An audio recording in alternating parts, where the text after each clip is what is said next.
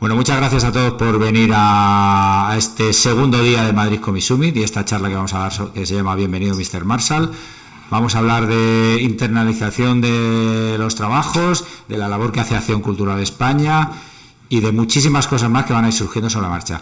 Quiero agradecer la presencia de Ainhoa Sánchez de Acción Cultural España, que ha facilitado y ha conseguido que tengamos aquí a Ricardo Llarena, que ha venido desde México para ver el trabajo de todos nuestros autores, noveles y buscar entre la cantera, y ha venido gracias a que Joaquín García ha sido capaz de conseguir esta maravilla que ha sido, no solamente de que venga Ricardo, sino que con un mundo revuelto de autores con positivos en COVID y cambios de agendas, en 24 horas haya venido una nueva editora para hacer una sustitución de Elisa Hawkins, que venía con nosotros.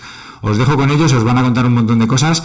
No os cortéis a la hora de hacer preguntas, y si os queréis adelantar para pegarlos, lo podéis hacer porque lo tenemos todo pagado, ¿vale? Venga, os dejo con ellos, va a ser muy divertido, pero creo que tenemos que intentar que sea más o menos corto, porque Ainhoa tiene que asistir a otro sitio, tiene una agenda muy ocupada, ya sabéis, la gente importante son así, pero bueno, ha hecho un huequecito para poder estar con nosotros, ¿vale? Venga, muchas gracias.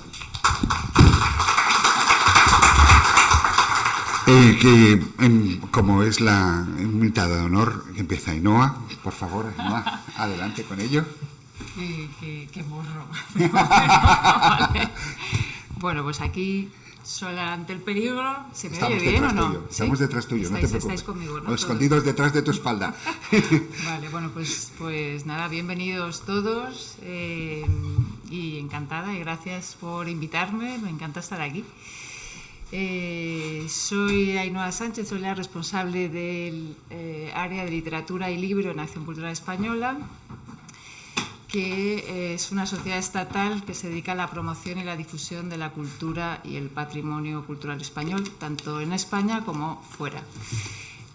Hacemos un montón de cosas, muchísimas, y no os voy a aburrir con ellas, pero sí que enmarcamos todas dentro de una serie de ámbitos que van desde la representación de España en las expos internacionales y universales, las conmemoraciones culturales, las citas culturales de especial relevancia, el programa PICE, que ahora os hablaré un poco de él, y residencias para creadores. Y sí que quería hacer una mención, o sea, es una obviedad, pero me gustaría recalcarlo, y es, en todos estos ámbitos de actuación, el cómic ha sido desde el principio y será siempre en nuestra casa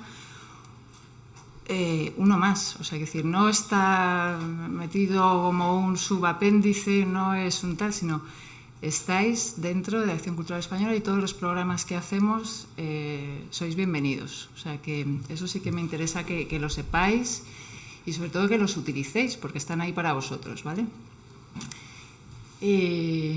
Bueno, yo no sé, si queréis os cuento así, o sea, hacemos, por ejemplo, había traído un PowerPoint, pero yo creo que es mejor, que me interesaría más contaros 4 pinceladas y que luego nos hagáis preguntas, y luego ya vamos a los demás y que hagan preguntas. Vale, entonces os cuento que hacemos, por ejemplo, exposiciones de cómic, hemos hecho varias, por ejemplo, la última que hicimos fue Pintas o Dibujas, creo que la hemos llevado a 13 o 14 sedes en España, o sea que nos implicamos mucho con el mundo del cómic, y sí que organizamos muchas actividades. Cuando hablo de conmemoraciones culturales, el cómic también está ahí. Hicimos, por ejemplo, uno de mis favoritos fue en la conmemoración de Cervantes. Hicimos un cómic que, bueno, David Rubín y Miguel Anxo Prado dialogaban en relación al Retablo de las Maravillas, cada uno con su estilo. Tenemos unas residencias para creadores, tenemos varias, pero la que creo que os puede interesar más es la de Angoulême. Está aquí, bueno, de hecho algunos de vosotros os habéis incluso presentado a la y saldrá la semana que viene, diremos quién ha sido el ganador. Y son 6 meses en Angoulême, en la Casa de los Autores, trabajando, te ponen un estudio, te ponen un apartamento, y yo creo que es una oportunidad única para que lo pidáis y lo aprovechéis. Y bueno, y siempre me gusta decir que fue un proyecto que me costó mucho arrancar, o sea, me tiré 2 o 3 años hasta que lo conseguí, pero mi primer residente Chispas fue Raico Pulido con Lamia, Premio Nacional ese mismo año.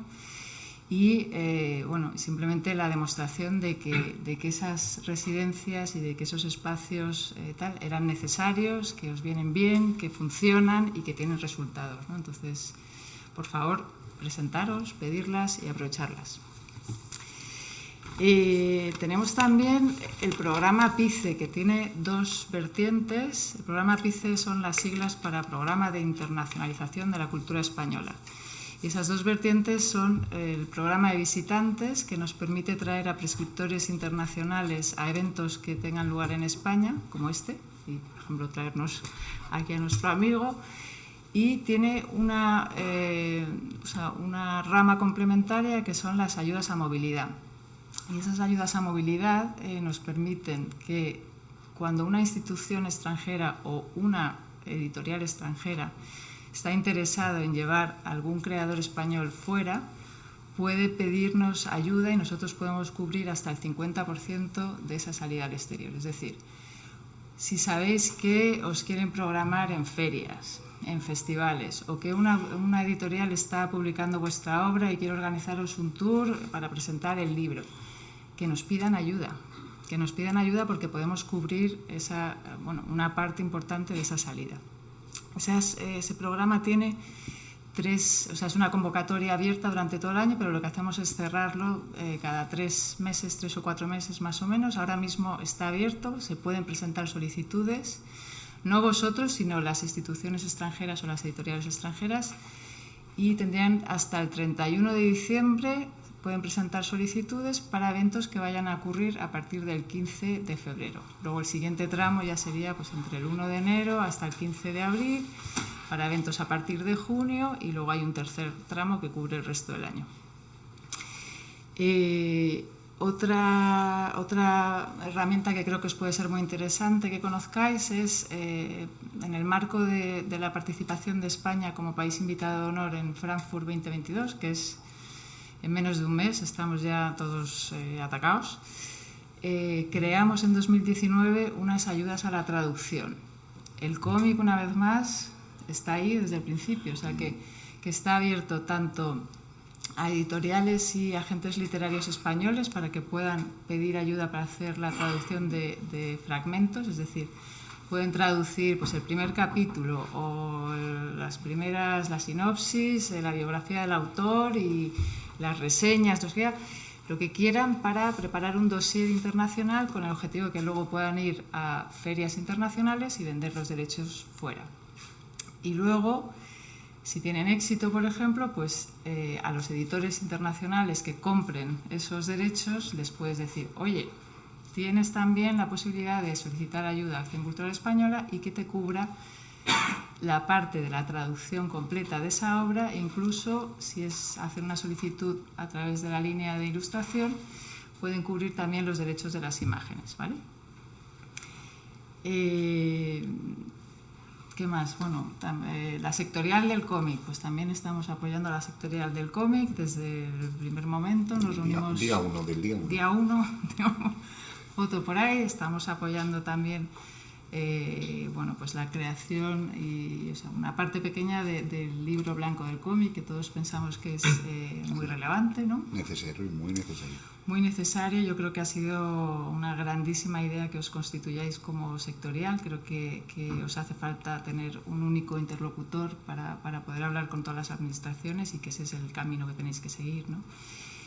Y bueno, creo que he hecho así un resumen muy rápido y tal, pero a mí lo que me interesa es que me contéis y que me preguntéis y que me digáis qué necesitáis. O sea, yo no tengo una varita mágica, lógicamente me encantaría, pero sí que me interesa conocer vuestra visión del otro lado, porque mi trabajo no deja de ser ayudaros a vosotros. Entonces, sí, por ejemplo, eso que comenté.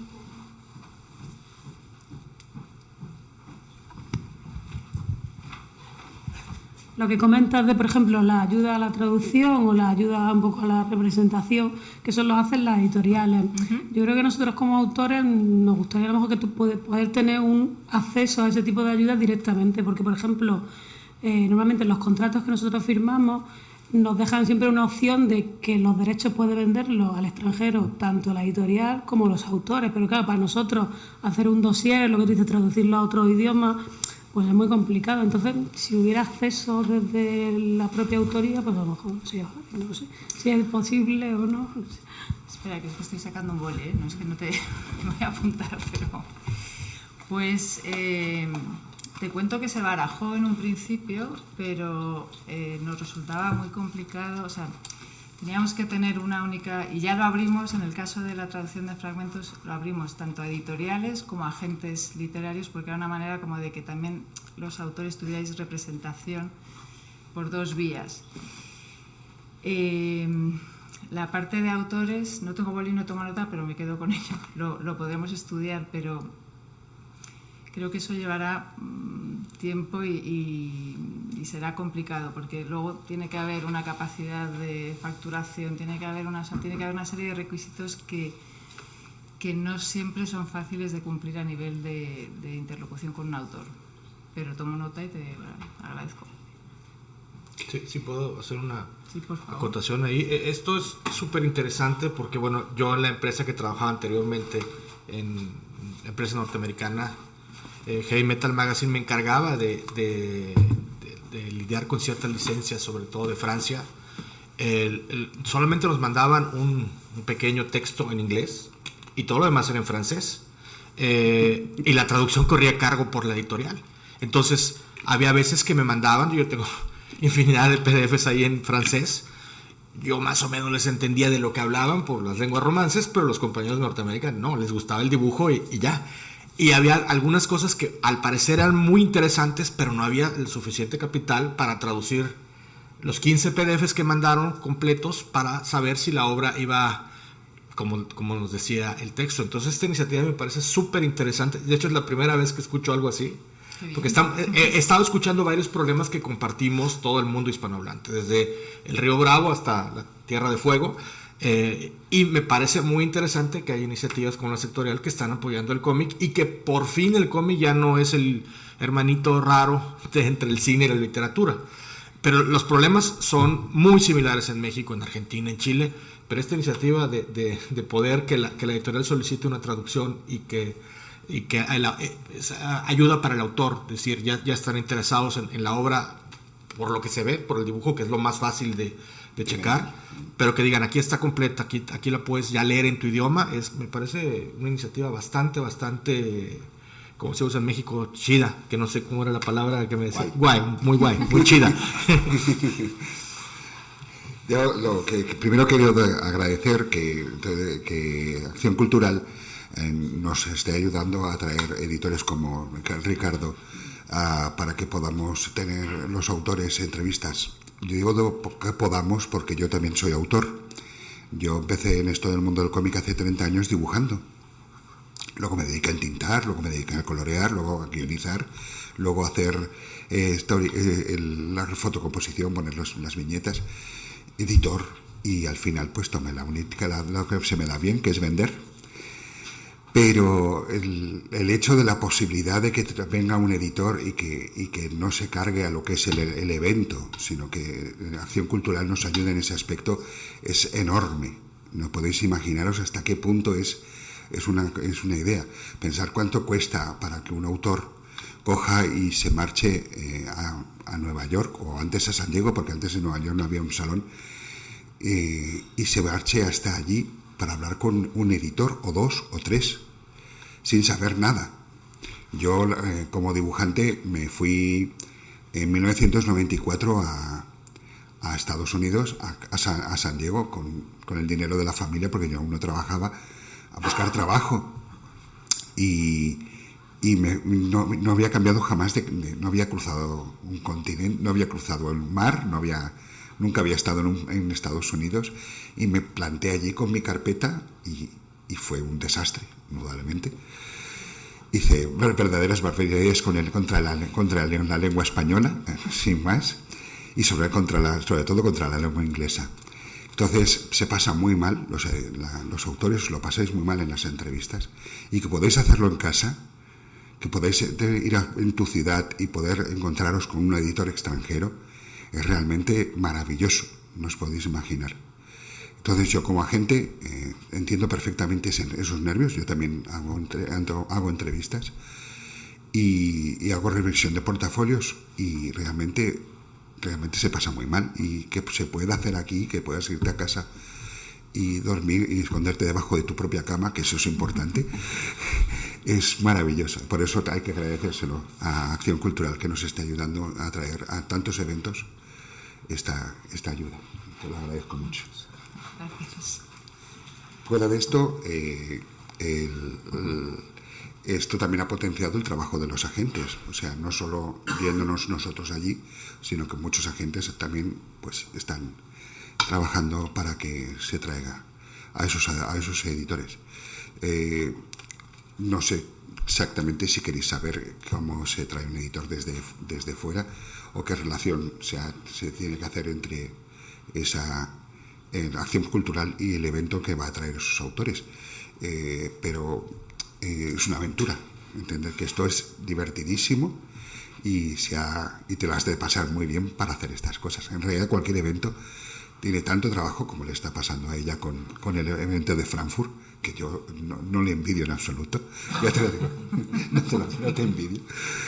Pero es decir, bueno, pues si hay algo que sale mal, hay que ir positivamente a solucionarlo. Y es lo que estábamos hablando con Emilio.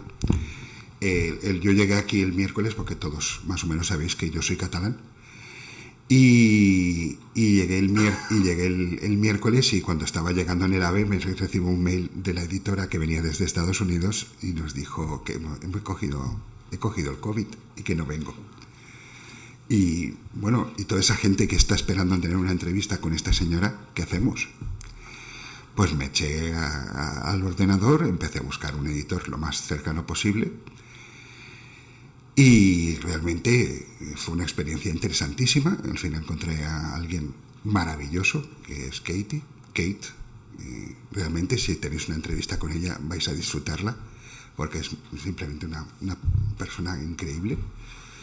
Y además os aconsejo que os acerquéis a hablar con ella, igual que con Ricardo, porque Ricardo es un pozo de sabiduría de cómic en el mercado norteamericano, es alucinante.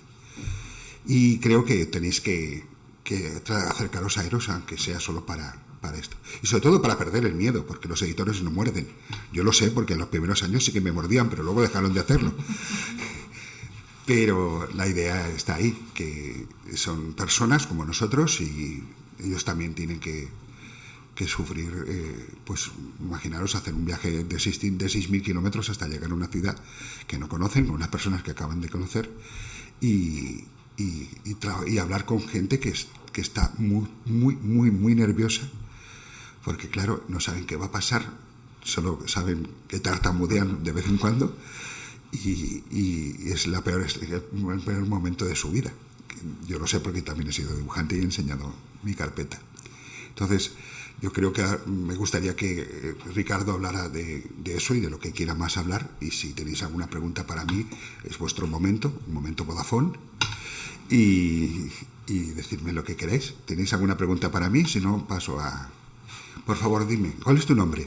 Ricardo. Hola, Ricardo, dime, por favor. Pues yo te quería preguntar, no sé si estáis de cara a una persona que está empezando a mover un portfolio todavía en estado casi fetal, como dices, ¿no? O sea, muchas veces vas nervioso, te tiembla hasta la carpeta, lo enseñas sin saber muy bien qué te van a decir, y a veces también yo creo que es un poco falta de orientación, es decir, qué se está buscando de mí o qué está buscando esta persona de mí.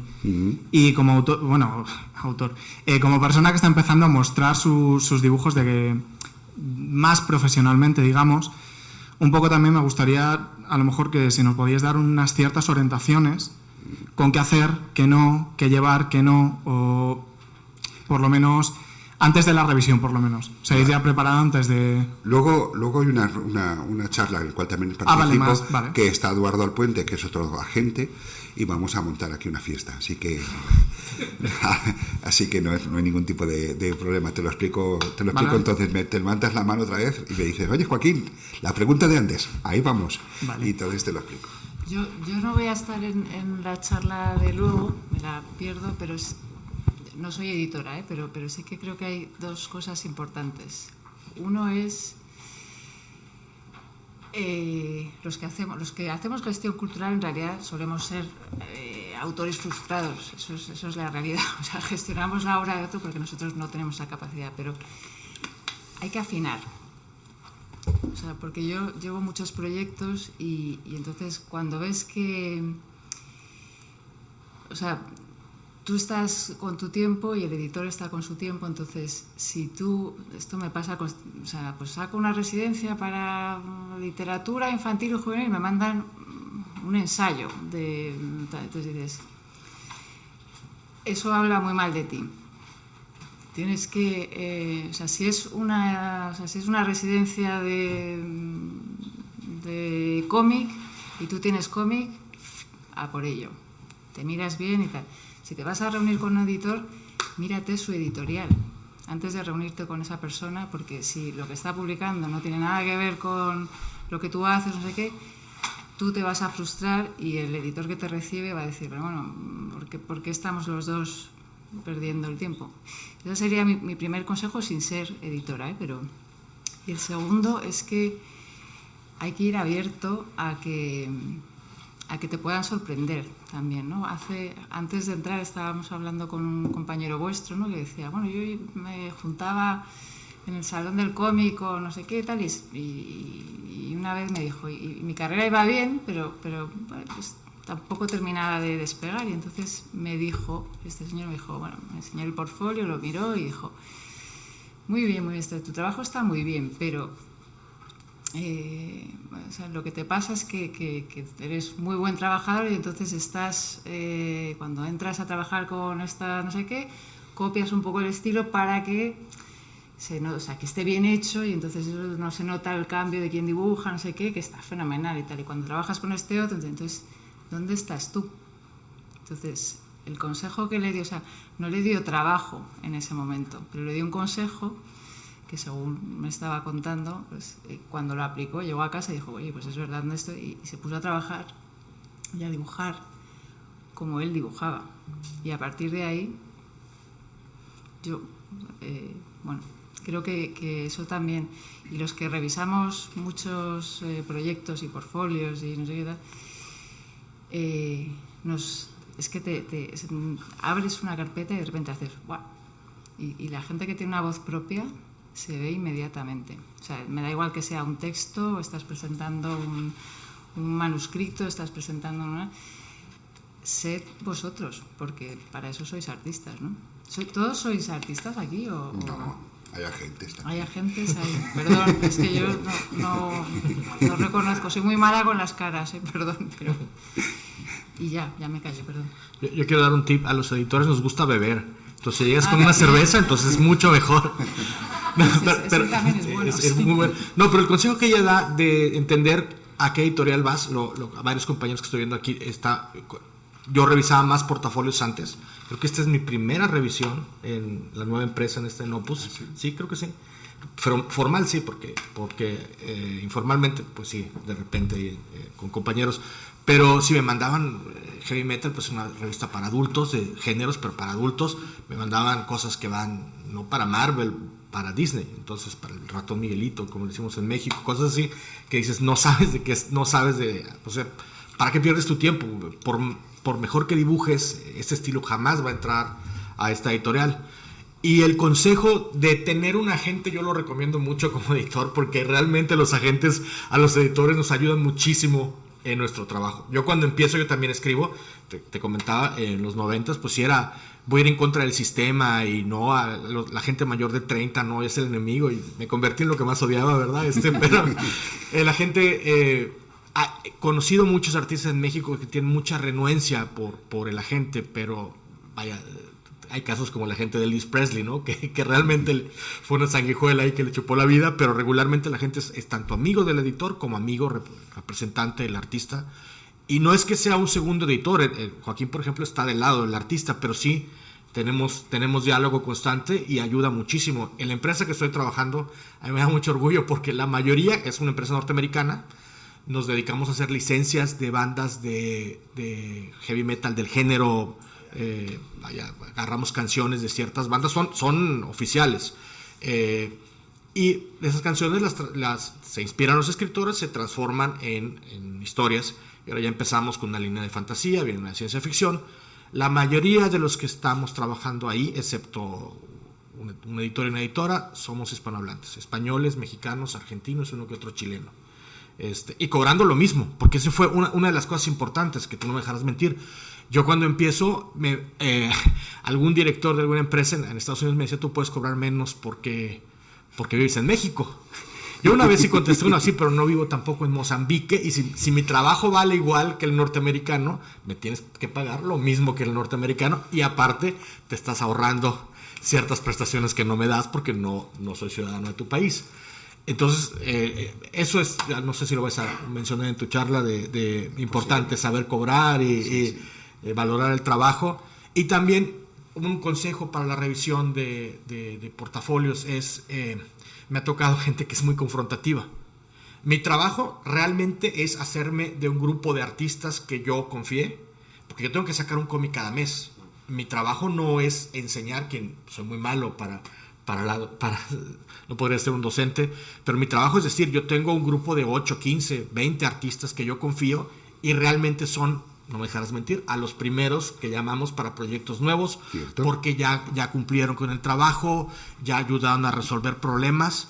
En México le decimos mucho que es amiguismo o ser compadre, ¿no? Es decir, si Joaquín me ha mandado 2 artistas que han hecho un trabajo excelente y en ciertas condiciones a veces favorables, ¿por qué me voy a arriesgar a alguien nuevo que no sé cómo trabaja? Y a alguien nuevo que tiene un ego desmedido y un ego muy confrontativo. Comentaba hace rato un compañero que cuando empiezo en heavy metal a checar portafolios, bueno, no portafolios, ahí compraba historias completas, historias cortas, creo que era chileno el compañero, no tenía nivel, le dije que no, y me preguntó que si yo tenía la última decisión en la revista. Le dije, tengo voz, pero el editor en jefe, no sé si lo ubiquen, era Grant Morrison, el escocés. Le digo, ¿es Grant? No, bueno, entonces lo que me dijo, lo que tú tienes que hacer es agarrar mi portafolio y mandárselo a Grant. Tú sabes que yo no contesto realmente, o sea, soy muy tranquilo para contestar, pero sí le dije, mira, es como en el colegio, química no te gusta, pero tienes que respetar al maestro y tienes que pasar el examen.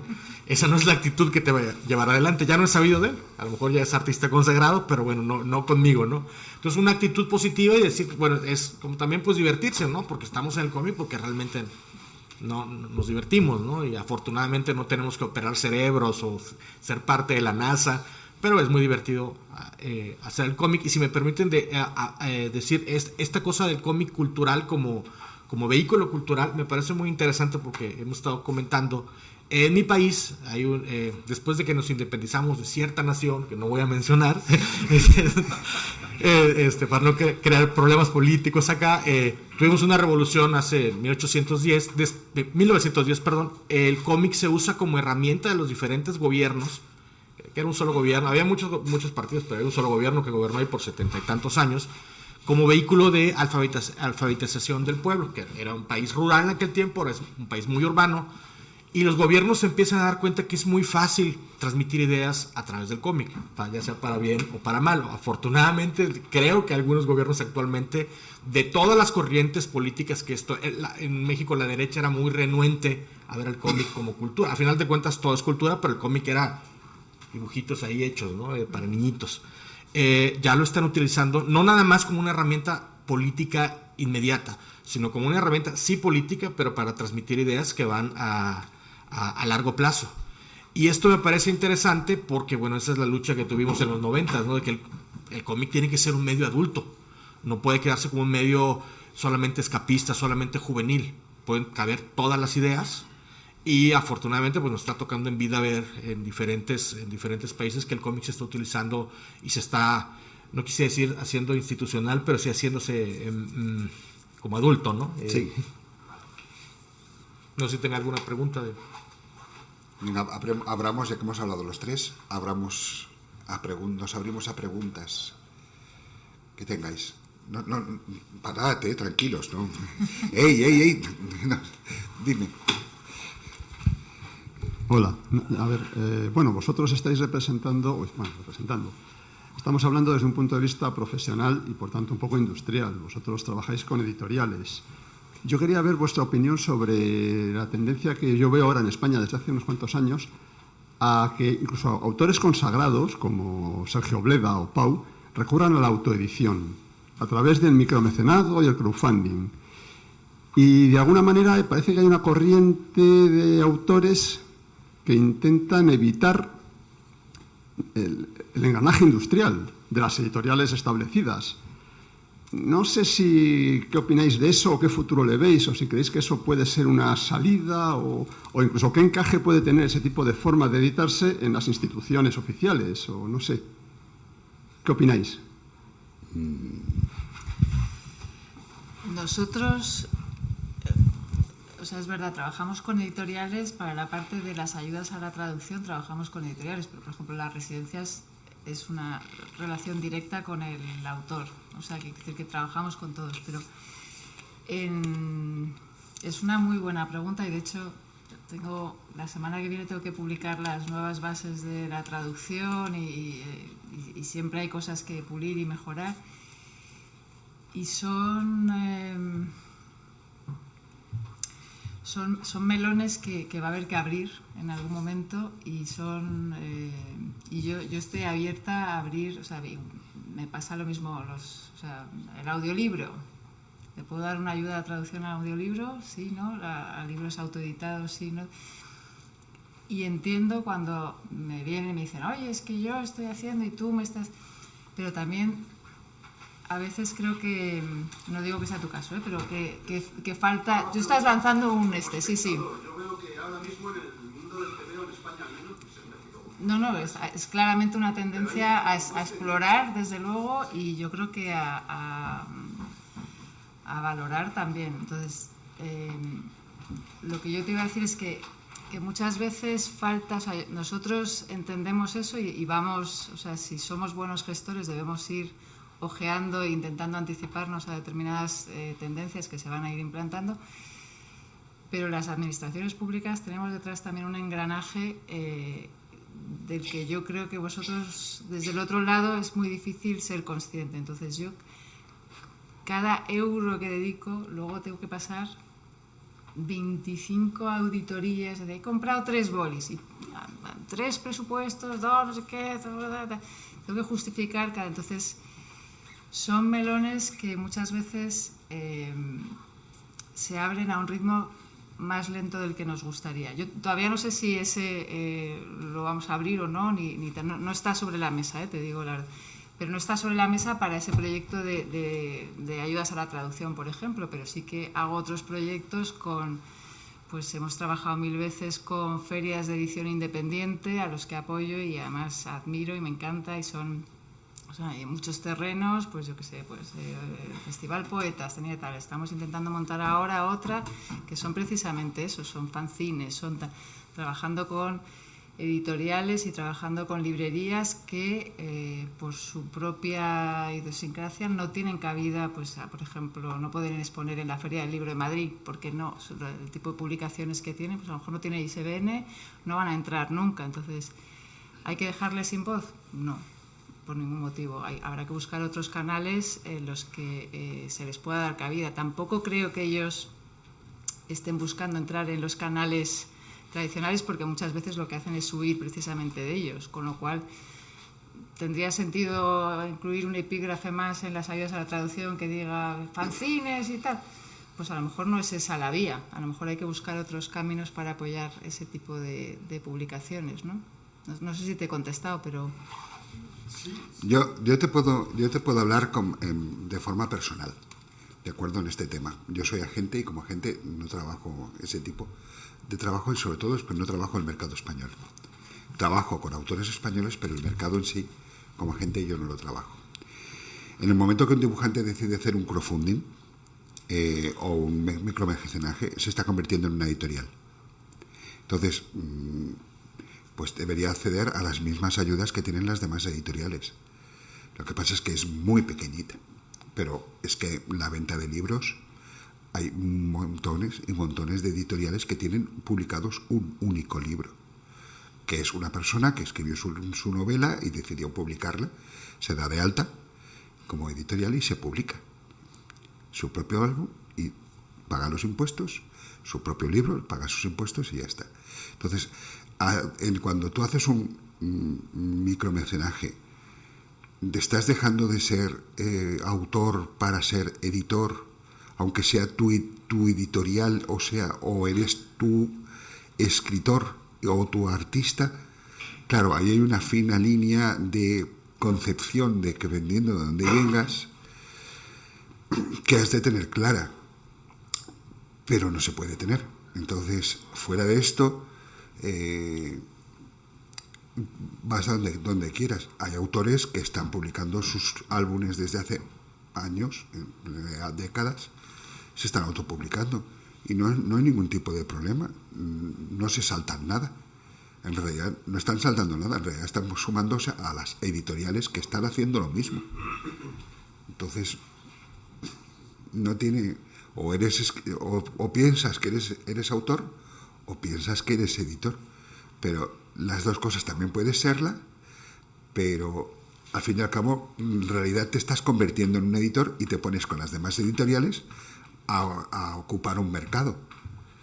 Fuera de eso, sí, pueden recibir las mismas ayudas que lo podría recibir Planeta de Agostini para la traducción o para la exposición en el exterior. No tiene por qué no. Yo es como lo veo la situación, fuera de que yo no tengo nada que ver con ello, fuera de estar dentro de la sectorial y estar ocupándonos de esas situaciones. Pero fuera de eso, ya te digo, lo digo a nivel personal, no de otra forma. En México tenemos, estoy recordando, hay 2 becas importantes para autores. Hay una que es por proyecto, tienes que presentar el proyecto, y es novela gráfica, no es como el cómic norteamericano de 24 páginas, es todo ya armado y te hacen la financiación, es en la Ciudad de México, pero es a nivel nacional, te hacen la financiación del proyecto. Hay otra beca, entiendo lo que comentas, se beca a los autores, se les da 1.500 euros por 3 años, tienes que ser mayor de 30 años, tener cierta trayectoria. No funciona esa beca porque mis impuestos van para una persona que a lo mejor en esos 3 años produce 3 páginas y ha pasado. La beca no te exige estar trabajando. Entonces, tengo 1.500 euros, tengo un trabajo de medio tiempo en un McDonald's y me va 2, 3, pues no termino. Vaya, si yo aplicara, yo tengo una idea de que pues si una institución está confiando en tu trayectoria, pues tienes que cumplir con 1.500 euros por 3 años, aparte tú estar en tu trabajo dentro o fuera de cómics, pues creo que sí podrías tener una buena producción. Esa beca lleva unos 10 años. A mí sí me da un poco de rabia ver, porque a final de cuentas es dinero que cada mes yo tengo que estarle pagando, se dice Hacienda, aquí también el fisco, ¿verdad? Es dinero de todos los mexicanos que va a 2, 3 personas por cada año, pues se becan 2, 3 comiqueros. No funciona. La que funciona muy bien es las de proyectos, pero es primero una carga para el autor. Tienes que trabajar, traer tu novela de 64, 128 páginas y la institución que la da, entonces sí te da el dinero para publicarla. Ya después tú tienes tus cantidad que quedan de libros y tú tienes que buscar canales de distribución, que al final de cuentas es estar navegando un poco entre lo independiente y pues ya la estructura establecida. Yo empiezo como independiente y lo que dice Joaquín es muy difícil porque no tienes un salario. Cuando soy escritor, cuando estoy diseñando la portada, con quién trabajo. Empezamos, todavía es buen amigo mío que ya no está en los cómics, en los 90s como independiente, pero en ese momento empezamos como independientes porque la historieta mexicana cae. Era un negocio muy grande en Latinoamérica, el cómic mexicano. El cómic hecho en México vendía muchísimo más que los cómics norteamericanos. De hecho hay un récord ahí de un cómic que vendía 1 millón de ejemplares semanales, cómics pequeños, muy económicos. Cae ese cuando yo empiezo, cae esa industria, entonces no había de otra. Y aparte en aquel tiempo rechazábamos todo lo que venía de las estructuras. Después nos empezamos a dar cuenta, para algo sirven los agentes, para algo sirven las instituciones, para algo sirve tener un maestro que te enseñe el oficio de la historieta, porque así es como ha avanzado la humanidad desde el comienzo. Entonces, como dice Joaquín, ahí tú tienes que decidir a dónde vas. Estás cambiando cierta seguridad que te da una estructura por hacer lo que tú quieras, pero si hacer lo que tú quieras va a ir por el mercado, pues yo creo que irte metiendo a esta estructura no quiere decir que estés domesticado, quiere decir nada más que encuentres una manera de que lo que tú quieras hacer quepa dentro del sistema, vaya a más personas, tengas más lectores. Todos queremos tener más lectores, todos los autores, y más reflectores. El que te diga que no está mintiendo. A mí me gusta que me inviten y me gusta hablar. Aunque no sepa de lo que esté hablando, me gusta hablar. No sé si más o menos... Porque esa pregunta lo han hecho, ¿no? Estuvimos en Chile, también tenían esa problemática. Hay mucha autoedición en Chile, pero por ejemplo, a diferencia de los mexicanos, que hay mucha fuga de talento, se va sobre todo al mercado norteamericano por la cercanía. En Chile y en Argentina, hemos tenido la oportunidad de estar allá, lo que me doy cuenta es que los autores se convierten en editores porque publican en su país, ganan muy poco, pero publican en Italia, publican en Francia, algunos están publicando acá en España, pero, como dice Joaquín, pues ya están siendo una editorial. Y los que ya hablas con ellos, ya saben cómo cobrar, ya saben cuánto es un adelanto, regalías. Sí existe todavía la pasión de hacer historieta, pero también existe la pasión por comer pues 3 veces al día, más o menos, ¿no? ¿Alguna pregunta más? ¿Tú tienes una? ¿Qué hay que hacer para ser dibujante? Pues primero dibujar, mucho. Yo siempre he considerado que ser dibujante no se hace en un grado superior. Aquí en España tenemos unos cursos, en los cuales cuando tú tengas 18 años podrás acceder, que es el grado superior de cómic, que dura 2 años. Deberías entrar cuando termines secundaria, deberías entrar en un grado de medio de ilustración, o sea, de arte, y luego dirigirte a un grado superior de cómic. Sé que en Madrid se hace uno, ¿de acuerdo? Eso, o te pones en una academia, que también tienes la opción de ir a una academia. Cuando ya terminas el curso, pues te gradúas y ya puedes dedicarte profesionalmente a lo que quieras hacer. Está muy bien que tus padres te apoyen y te enseñen a dibujar, que estoy seguro que ellos te van a apoyar 100% en eso. Pero lo más importante es que cuando tú ya estés preparado y tengas la edad de trabajar, porque ahora mismo no la tienes,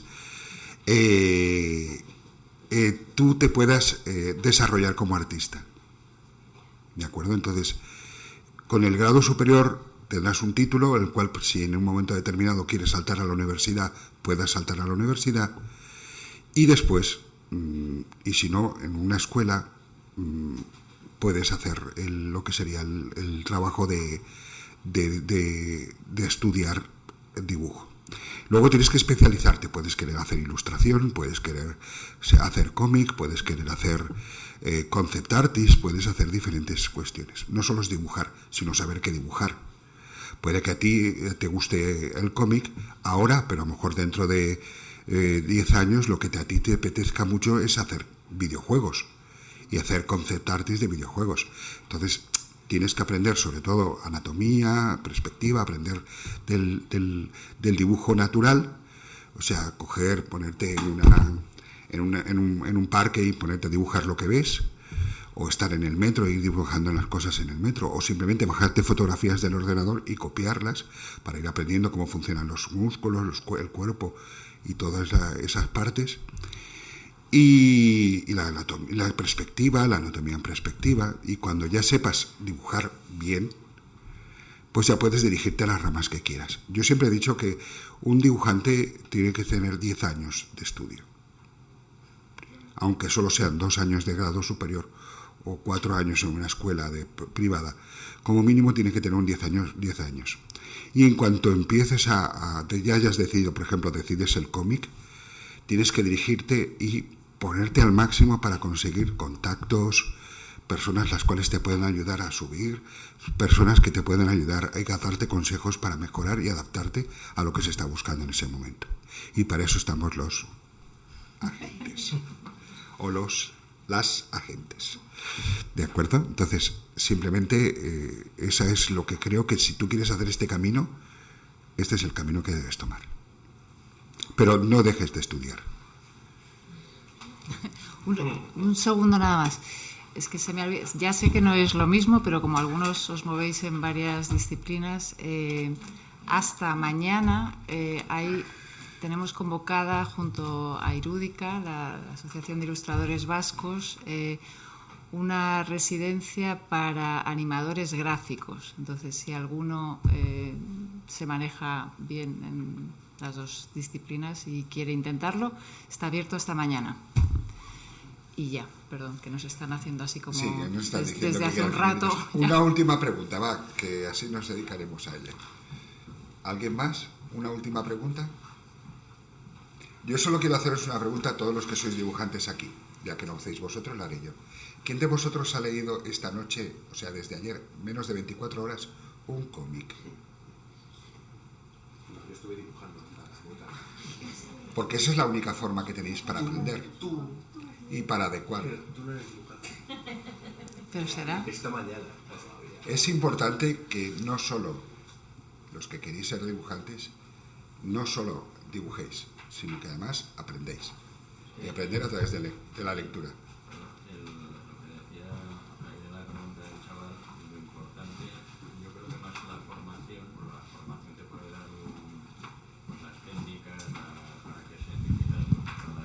En digital, aparte de dibujar uno mismo, que eso lo tendrías, me imagino que ya lo haces desde tu casa, desde siempre, el hecho de leer cómic pues te da un montón de conocimiento de cómo funciona el propio cómic, de cómo es el lenguaje del cómic, de todos los recursos, que aunque no seas consciente cuando lees un cómic de esos recursos porque estás leyendo la historia, sí que los asimilas y luego pues los puedes aplicar cuando haces tu propia historia, aunque no sea copia como tal. Pero lo que dice Joaquín, que el leer cómic te aporta muchísimo a la hora de aprender cómo luego hacer uno. Es fundamental. Bueno, pues vamos a darle un aplauso a nuestra invitada.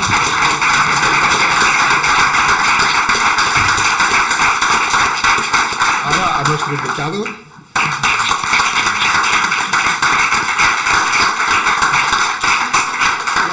Y ahora a vosotros. Ahora a vosotros.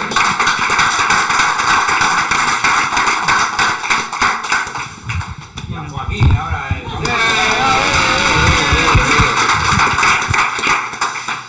Bueno, pues mucha suerte, que vaya todo fenomenal. Gracias.